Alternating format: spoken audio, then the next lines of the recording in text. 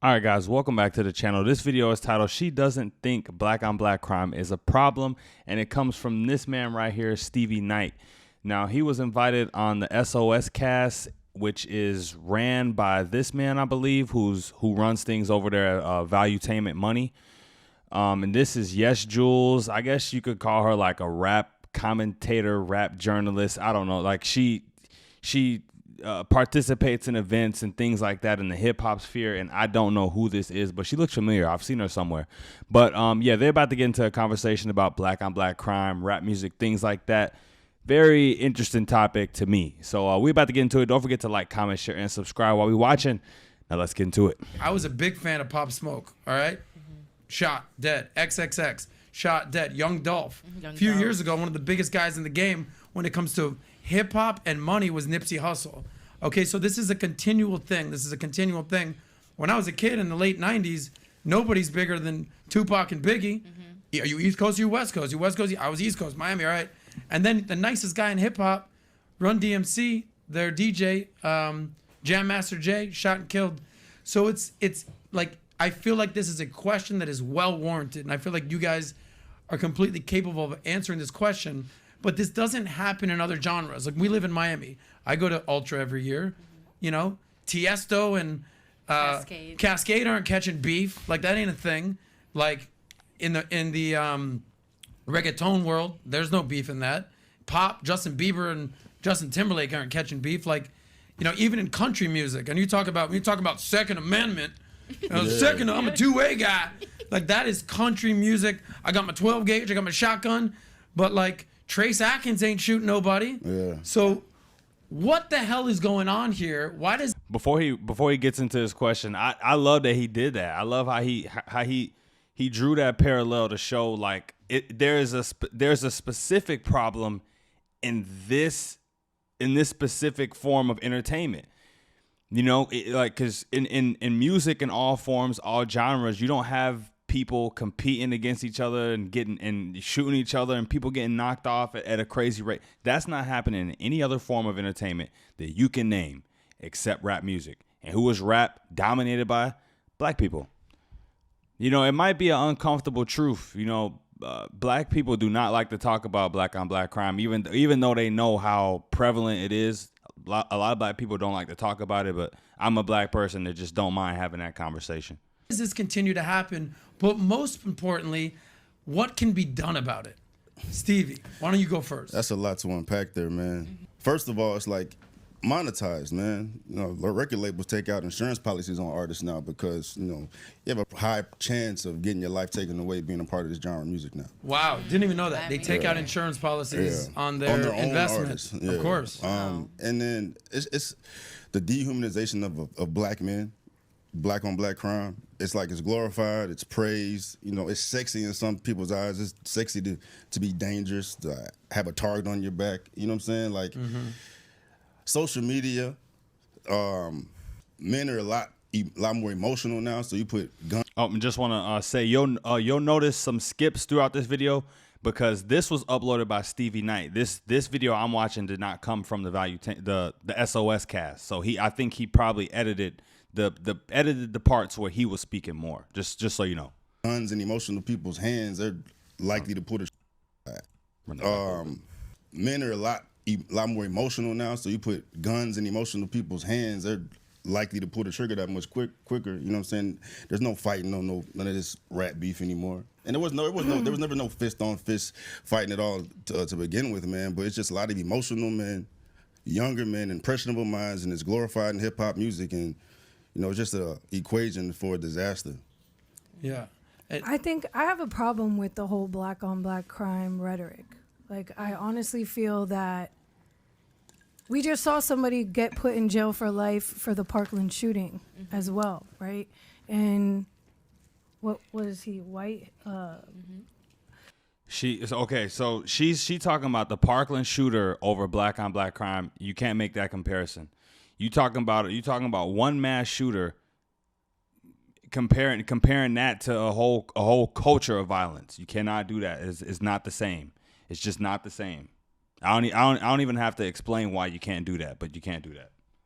So I feel like it's crimes happen with those who you're in proximity with. So when you say, you know, I just want to put down this proximity argument really quick, because people love the proximity argument, and most black people, if I was to go to a black person and say that black on black crime is a problem, I'm gonna just say 8 out of 10 to 8.5, 9 out of 10 times they're gonna have a problem with me saying that, and they'll mention the whole proximity thing. But I think it was Thomas Sowell that explained that back in the day when he lived in Harlem, I think it was, in poverty, just like people are in poverty today, that you didn't have the violence, you didn't have the rampant violence and crime attached with it. So somewhere along the way, the culture itself changed, and that was introduced into the formula, an entirely different culture and generation of black people. And it changed. But I personally, I don't think that where there is poverty, that there has to be violence. Where there's poverty, there'll definitely be more crime because people are hurting. But violence to hurt the person next to you, I like that.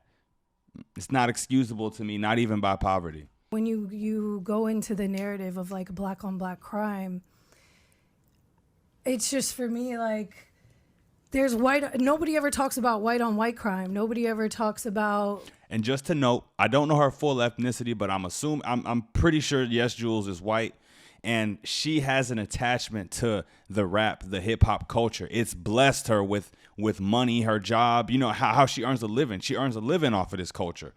So of course she doesn't want to say anything bad about it.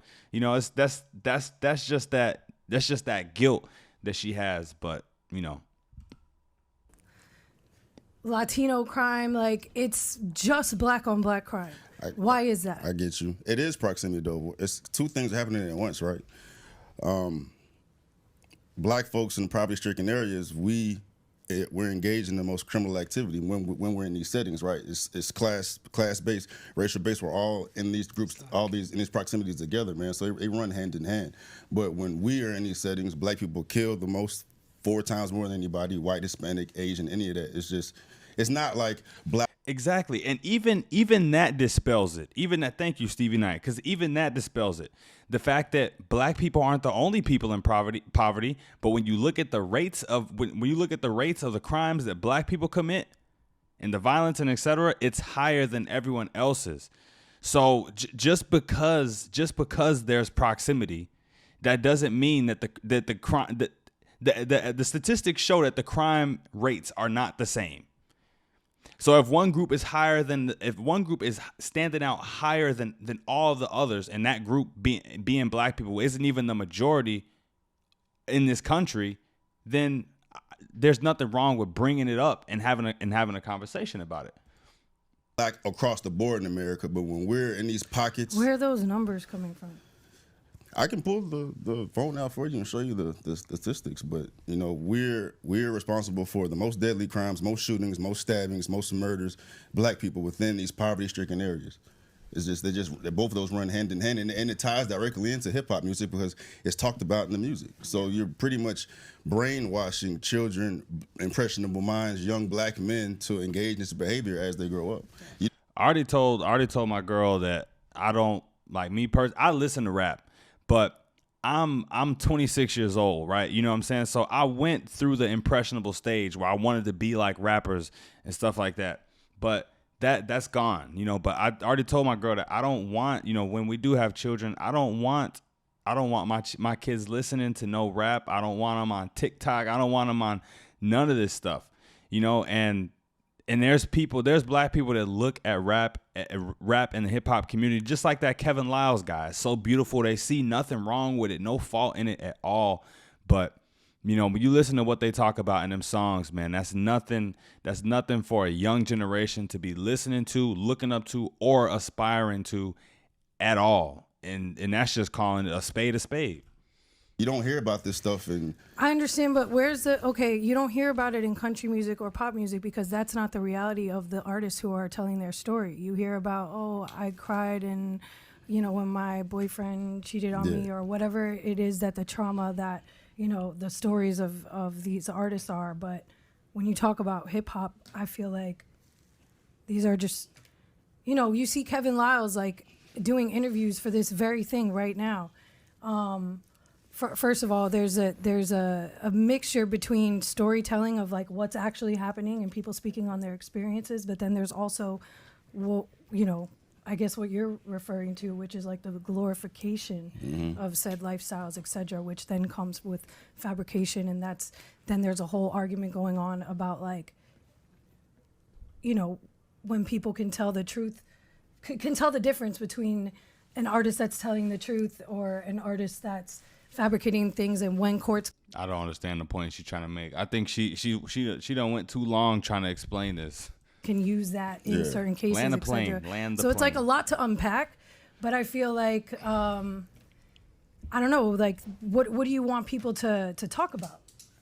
I'm not this is saying their that. reality. I'm not saying that they should talk about anything. He asked, you know, what's causing it, and if you're going to try to find a point of departure, you know, to focus on, it comes from that, the reality. You know what I'm saying? And we can like focus on the reality and do things to, you know, fix these certain pockets of areas to fix life for these people. But at the end, they are talking about their truth, and at the end of the day, like fabrication, reality, it really doesn't matter because all of it ends up being perpetuated. Yeah, it all turns Well, into here, what it turns into. And that's why I didn't really understand what she was even what the point she was even making with that is, because whether a rapper is authentic and he does what he says, or he's fake and he doesn't do what he says, they all still saying the same thing anyways. It's just the real ones and the fake ones. Some people are really telling their story, but you know, irrelevant because it's still the same, you know, same thing. You know, it's the younger generation and the impressionable minds, which he said, are still listening to it at the end of the day.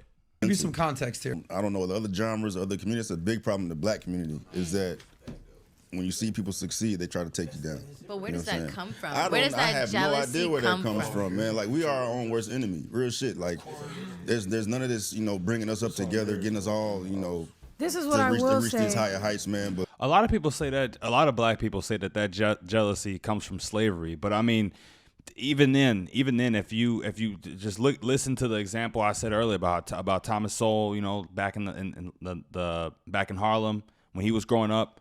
I mean, you know, that was post-slavery, and they weren't acting like this. So I don't buy that personally. But like, you know, Takeoff is probably one of the reasons why his life is no longer here, but on some hating shit. Outside of the gang-related type of stuff, but there's a lot of hating in the black community, the hip-hop community, where you see people out here winning, you know, flossing, whatever the fuck. That's why you don't wear that shit out there, because you got haters. And the black community are the number one people to be doing that shit. Brother, I'm so glad that you're the one saying this, because I think that's something we all recognize. But if it came from a white guy like me, you'd be like, oh, Adam's racist. Yeah, I get it's it. like, come on, bro.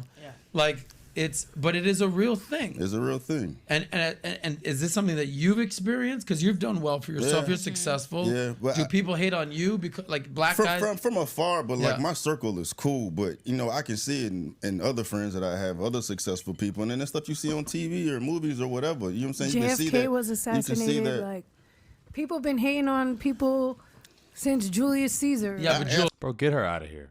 Why is she on the panel? Absolutely, but you gotta add context to everything, man. You know what I'm saying? That's an exception. If you compare the amount of hatred, You a grown woman making that type of argument, man. Adults gotta do better. that other communities hate on their people compared to how much black people do it, it's It's a lot higher. I think Jules, you have to admit that is. I appreciate what you're saying. Yeah. You know, MLK was murdered. JFK was murdered. Like, these are famous figures, and that's a whole nother conversation. That if you're a disruptor, whether you're JFK or Bobby Kennedy or Lincoln or any of these guys, you're gonna have, and like, these are like high profile. high You know profile. what I'm saying? But I'm talking about just general people.